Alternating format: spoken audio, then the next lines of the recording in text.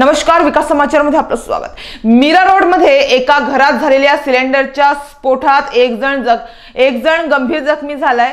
गुरुवारी रात्री ही दुर्घटना घडली। मीरा रोड येथील रामदेव पार्क परिसरात असलेल्या रामकृपा इमारतीच्या तळमजल्यावर हा प्रकार घडलाय।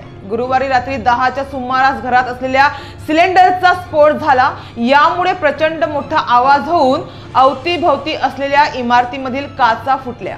घटनेची माहिती मिळताच अग्निशमन विभागाने धाव घेऊन आगीवर नियंत्रण मिळवले। या दुर्घटनेत संजय नामक तरुण जखमी झाला असून त्याला उपचारासाठी रुग्णालयात दाखल करण्यात आले आहे। ज्या घरात स्फोट झाला त्या घरात स्फोट झालेल्या सिलेंडर व्यतिरिक्त इतर व्यावसायिक 5 सिलेंडर आढळून आले आहे अशी माहिती मिळत आहे।